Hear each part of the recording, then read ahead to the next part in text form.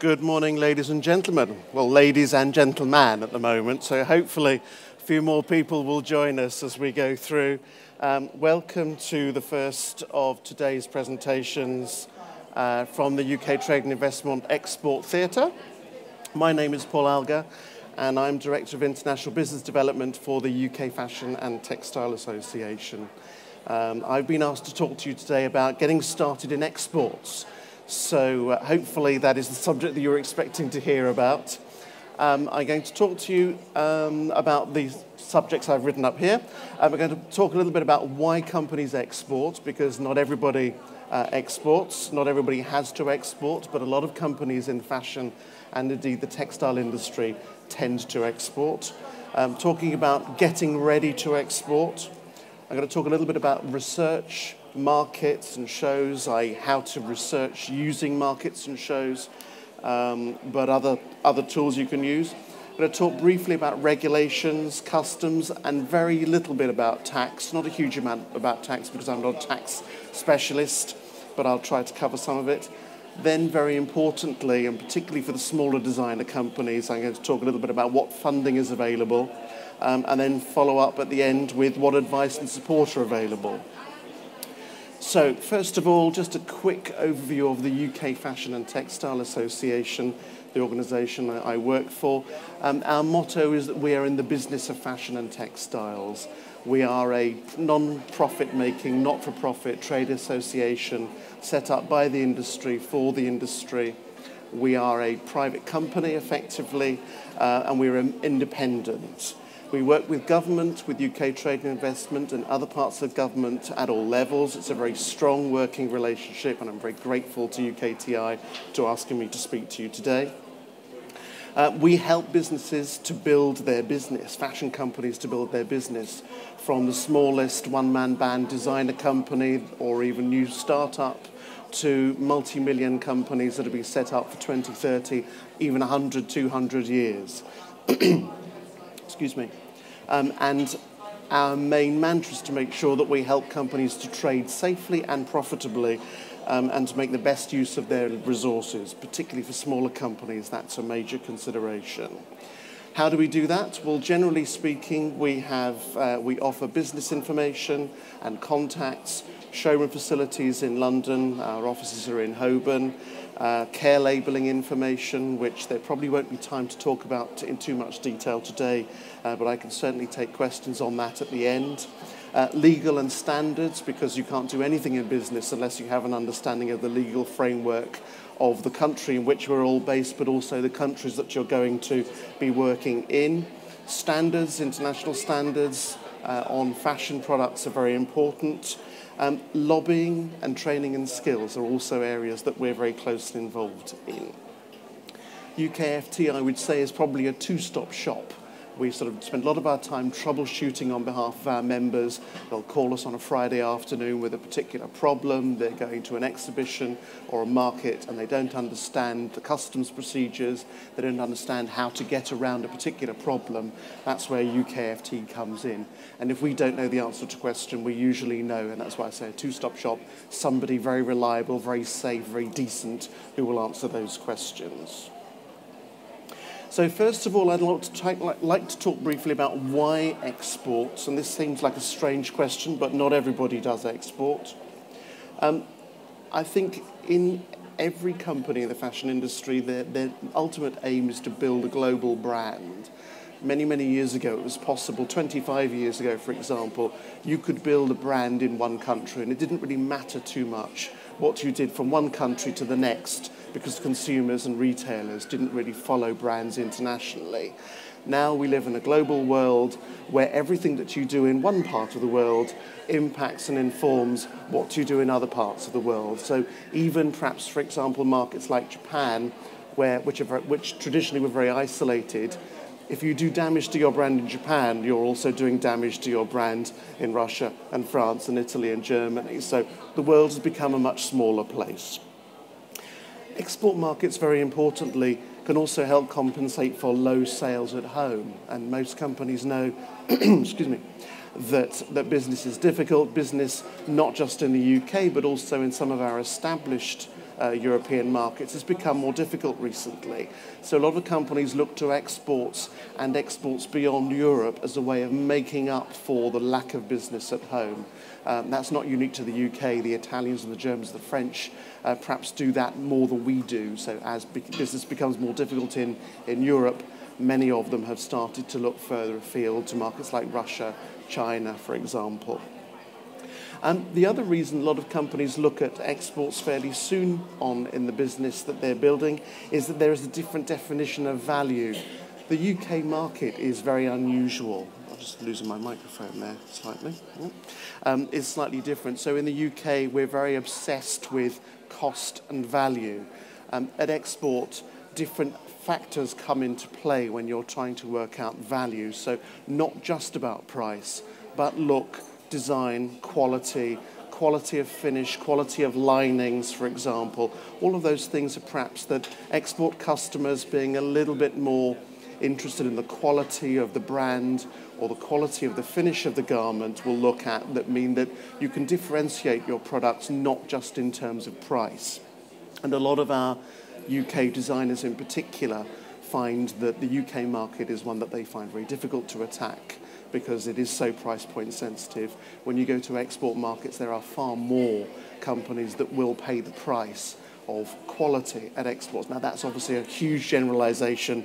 I'm going to make a few of them in the next 20 minutes, but it's something that a lot of companies find they often cannot sell the products at the price at which they need to sell them in the UK, and they often can in certain export markets. Also going to look at certain markets for certain products. There are certain products in certain markets that are very interested in certain types of product. For example, Japan is very interested in the heritage made in UK type of product. Russia, for example, is very much looking for brand and celebrity in its products. The UK, we know, is very big on celebrity as well. The cult of celebrity is alive and well and lives in the Anglo-Saxon world. But that's not unique to the UK. Other countries do it as well. Russia is one of them. But just a point of interest, they tend to be Russian celebrities rather than British A, B, C, D list celebrities. So you might want to bear that one in mind if you are considering working with celebrities. So some of those plus sides of export, some of the negatives just to bear in mind before we leap in and decide that exporting is the panacea that we all hope it will be. The further you trade from home, the higher the amount of risk. The more likely it is that you will come up against people who don't work in the same way that you do, that don't understand your product, don't understand the culture of doing business in the UK, that may be perhaps in certain places less likely to want to pay their bills on time, for example. Now, I know that's not unique to export. We have plenty of that closer to home as well. But generally speaking, the further you go away from home, the more likely it is you're going to find knowledge gaps, skills gaps. The greater investment you're likely to need. You're going to need to invest in salespeople, in marketing collateral, sometimes in more than one language. Not everybody speaks English. And you're going to be going into uncharted territory. You're going to be doing things that perhaps are not 100% comfortable for you. You're also going to have to deal with distance and culture. And culture is, I don't necessarily mean sort of high levels of culture, but different ways of doing business, different business culture, different attitudes to payment, different attitudes to intellectual property, particularly if you have a designer collection. Many countries a long way away, for example, in Asia, have a completely different notion about what intellectual property is and how it should be protected. So first of all, are you ready? Do you have an interesting and unique product? The markets, the export markets, rather like the home market, are flooded with products. No consumer needs a new top. No consumer needs a new pair of jeans. So we are, as in the home market, trying to build an aspiration, trying to build on the fact that somebody needs to go out and buy something. And therefore, we're going to have to build a global brand. And in order to help you to do that, I would suggest that you need to have a unique and interesting product. I think that goes without saying. But for certain of the markets that we'll be talking about, particularly in Asia, you're going to need a concept and a story. Concepts are particularly important when you're dealing with countries that perhaps less influenced by wholesaling and more about retail. So the Middle East, the Gulf, markets further away from home where they're much more interested in what's the concept than actually what the product is. And if you're going to Asia and to Japan in particular, what's the story? What sort of car do you drive? What sort of dog do you have? Is this what does the design look like? That sort of personality, that personal side of business is very important. For the benefit of small new startup designers, I always put this one in, you're also, and this is where I start to pour water on their aspirations, you're going to need to be able to run a business and a back office. So once you've designed the collection and actually managed to get somebody to produce it to you, to your standard, you're also going to be able to need to run a proper office. Normally, that means you're going to need to have all the facilities of a proper office and probably people to man it. So just sort of bear that one in mind if you are starting out. Most companies are going to want to have a promotional and/or transactional website. Again, it's a global marketplace. The first thing that I do when a company rings me up and says, where should I be showing, is exactly the same thing that the nice people from UKTI will do when you ring them up and ask for help as well. They're going to have a look at your website. And if you don't have a website, they, like me and like a lot of buyers, will decide that you don't have a business unless you have something approaching a reasonable website. It doesn't have to be transactional, but it certainly has to give people an understanding of who you are and what you do. You're going to need to have a wholesale and retail pricing structure. I say that because a lot of companies nowadays, smaller designers in particular, start off at retail online from day one.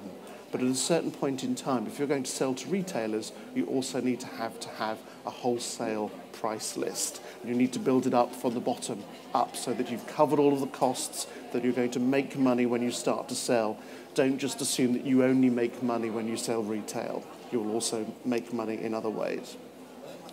Your terms and conditions are very important. You're going to need to have a set of those, something that UKFT does on a regular basis for its members. You're also going to need to make decisions on your payment terms. Is it 30 days? Are you going to work pro forma? Are you going to insist on deposits? A lot of people do nowadays. You need to set that out, decide how that works for you and make it very clear to customers when you're dealing with them. And how are you going to deliver? So get the production right. Make sure that they can cope with the production dates that you're setting out. In your pricing, you're going to need to have margin. Margin not only to cover your normal costs, you're also going to have a margin in there for working, for example, for agents or distributors, if that's the route that you decide to go in certain markets, or promotion. So you need to factor into your costing somewhere an amount of money that is going to help you to get your products to market. It could be showing at an exhibition, it could be paying for an agent, it could be marketing collateral, it could be actually the cost of putting somebody on the road on your payroll to go out and sell those products. But somewhere in your costings you need to have that. Don't assume that it happens automatically, and don't assume that the first time your exhibition that you show in an exhibition that everybody will beat a path to your door, because it's going to be this is going to be a mammoth task. Getting the collection ready is just the start. You're going to need to have a business plan and some working capital. Those companies that succeed usually have oodles of working capital. Come up with a figure, double it, treble it, and quadruple it, and then you'll have something closer to the amount of money that you're going to need to actually make this work. Very importantly, you're going to need to understand the UK, and I say that very specifically because we're in the UK. We're in a market that is probably the most sophisticated and most concentrated retail market in the world. We are the exception in this market, not the norm. Most of Europe is much less concentrated, for example, although that's changing. Certainly France is catching up with us quite quickly. But there are certain markets where department stores and large chains are not the norm. Italy, for example, is some market with something like 3,000 independent retailers. Again, how are you going to reach those independent retailers? How are they going to work? They will probably work very differently from UK retailers, and they will look for different products. on qualities of products and price of products from the ones that we tend to produce for the UK domestic market. So most importantly, you're going to need to do your own SWOT analysis, decide what it is you're missing. And for designer companies in particular, I usually say, if you're really good at designing collections and very creative, and you're not good at running a business, then find somebody who is. The best businesses out there tend to be ones where you have a creative brain and a business brain together. And if you can't afford to take that person on full time, then my advice is usually to marry them. It's usually a lot cheaper. Lots of people do that. Researching markets and shows which markets are right for your product. Each market works differently. Each region works differently, and so certain products will appeal to certain markets. Heavy knitwear, for example, is likely to appeal more to Northern Europe than it will to Southern Europe. Big floral patterns, for example, are very popular in Southern Italy, but they're not particularly popular in Northern Italy. But those markets change. And certain retailers, for example, in places like Italy, are catering not just for indigenous populations, but they're also dealing with customers from further afield. La Rinascente in Milan, for example, and the rest of Italy, increasingly, if you look at the styles they buy, are buying not just for ethnic Italians, they're buying for the Russians and the Chinese that also shop in those stores. So guess what? You're seeing more fur. Guess what? You're seeing more glitz and glamour coming into the collections, things that perhaps the Italians might not naturally have wanted to wear 5 years ago, they're suddenly looking at. Which routes to market should you consider? How are you going to get your marketing mix right? I'm banding these terms around and not going to have time to explain too much about them, but direct sales are a very important part of what most people get involved in.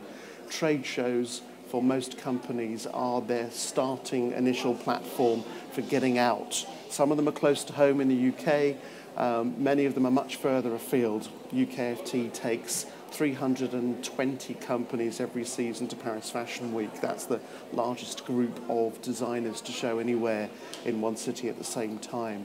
A lot of our companies go abroad very, very regularly. Agents and distributors. The advantage of working with agents and distributors is that they know the customers. You have a product, but you may not know the customer. The agent and the distributor, if they're worth their salt, they know the market, they understand how it works, they know which buyers buy and what they're looking for. They're on first name terms with them, and they also, very importantly, whilst the agents won't guarantee the payments, they can usually tell you which customers will pay their bills. Online is really important, but so too are advertising, PR and promotion, particularly for markets, for example, like Russia, where it's very difficult to get hold of a buyer. If you can promote yourself in that market, if you can get press coverage in the UK and internationally, that will make it much more likely that the agent and distributor that you would like to work with, or that retailer that you would like to work with, will beat a path to your door rather than you having to beat a path to theirs. How and where do buyers buy? Most buyers work differently, different countries' buyers work differently. Many of them go to trade shows, many of them go to showrooms. Where are they? Do they spend most of their time at Milan Fashion Week or Paris Fashion Week? Do they go to the trade shows? Or do they actually seek out individual suppliers, at various market weeks? In certain places, that's the way they work. Visit the markets and the shows. Shows are a really good way of actually investigating a market. So I would always advise you to go and have a look at the key international shows. Even if you weren't considering showing at those shows, they're a very good way of working how that market works. And a bit of a tip, if you go on the last day, most shows tend to be very quiet. The exhibitors are usually fairly happy to tell you about their experiences if you talk to them on the last day. Don't talk to them, obviously, on the first day when they're full up with buyers and trying to write an order. They will be less than helpful. UKFT and UK Trade and Investment can help you to research these markets. That's what we do. That's what UKTI does. Don't hesitate to talk to us. There's some UKTI people here. There's some other UKTI people in the room as well, I think. So do take the opportunity to meet with us afterwards. Regulations, customs and tax. Within the European Union, it's fairly straightforward. There is free circulation of goods, transparency in most areas. Most of the markets work differently, but they're still fairly transparent. Easy VAT registration arrangements. If you're registered for VAT in the UK, you're normally not going to have to pay VAT when you go overseas. And likewise, when your customers buy from you, as long as you have their VAT number on file, you normally don't need to take VAT from them. Not so outside the European Union. There's no free circulation of goods. Each country has different customs, tax, duty, excise, so you need to find out about that. If you're not sure, we can help. And you'll probably, for exhibitions and for temporary visits, you're going to need to have what's known as an ATA carnet. A carnet is a temporary export document, and it enables you to carry goods from one fiscal jurisdiction to another without paying tax. Try and get your samples into the USA without an ATA carnet, and you will find that very nice people at Border Protection will probably take them off you. So don't do it. And different countries, just a couple of examples. The USA is perhaps one of the more difficult jurisdictions to deal with. Russia is fairly interesting. I would advise companies never to physically export anything to Russia. Let your agent or your retailer do it for you. China is not dissimilar in many regards. Brazil, just to give you an idea, has an 80% duty on fashion products and 100% on footwear. So that applies across the board. That's not to say you shouldn't go there, but just bear in mind that your products will be much more expensive when they arrive. And at the other end of the scale, there is an EU-South Korean free trade agreement. So if you register correctly, if your goods are made within the European Union, there is no tax or duty to pay. So that's an interesting market for us. I'm nearly there. Available funding. A lot of designer companies, when they're starting up, they beat a path to my door and they beat a path to UKTI's door, and they sit there very sorrowfully and say, where can I get grants, where can I get funding? Now, there is funding out there is support out there, but I would say there is probably more support than there is pure funding. There is some funding. The business startup loans, for example, will offer grants and loans. Sorry, they will offer loans, not grants, to help companies to set up their businesses. And the banks are worth talking to. There are a lot of government schemes at the moment, government-supported schemes through even the high street banks, aimed to help companies to set up new businesses. UK Trade and Investment TAP programme, Trade Show Access programme, that we work very closely on through accredited trade organisations, gives money to companies once they're a little bit more established to actually help them to go to overseas exhibitions. And if you're around tomorrow morning at 9 o'clock, those of you that will be awake at that time, I shall be barely awake at that time, I'll be talking about trade shows very specifically, so you're welcome to come back. Thought I might drum up a bit of business for tomorrow. It's before the exhibition opens, but apparently we can get in from 9 o'clock. Very importantly, although many companies are not manufacturers themselves, fashion companies are involved in manufacturing at some stage in the process. So it's worth having a look at the MyMass website, mymass.org, which is up there. Grants for all sorts of things from IP protection, new product development. It's well worth having a look at that website. There are grants of £1,500, £2,000, if my memory serves me correctly, that will help companies to do things that they need to do. Support from government schemes like the UKTI Passport to Export Gateway. Again, friends over in this corner will be able to talk to you about those schemes. They're based on matched funding. They work very slightly differently from one region to another, but effectively those are schemes whereby you are given support and funding and help to get to where you need to go. Not forgetting, if you're doing really, really large orders, for example, in the tens and possibly the hundreds of thousands, there's also the UK Export Finance initiative, which is out there for very, very large, substantial customers in a few years' time. When you're doing multi-million businesses, pound business, the UK Export Finance will help you with that. They help to build companies to finance bridge building and heavy infrastructure products, but also larger orders from our sector would qualify. And then finally, reducing risk. My colleagues in the office regard me, they call me Captain Cautious, because I like to sort of minimise the risk as much as possible. And when you're getting involved in exports, the most important thing to do is to know what you're letting yourself in for and to minimise the risks. So do speak to UKTI. UKTI has the support of our embassies and consulates around the world who are very, very good at opening doors at a high level and also very much involved in rolling up their sleeves and trying to help companies to do business. Very good for commercial research, deciding whether a product is right for certain markets. Designer companies may also find the Centre of Fashion Enterprise very useful. Centre of Fashion Enterprise support a large number of the companies that show at London Fashion Week, the new gen designers, for example, but they also have a very useful seminar programme.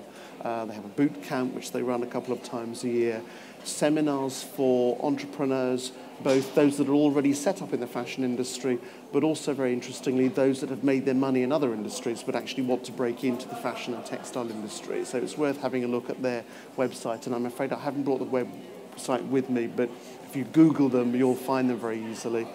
And us at the UK Fashion and Textile Association, we are here to help. We work with members and with non-members in different ways. If we can help you with any way to get to where you need to go in exports, particularly, but not just about exports, then please let me know.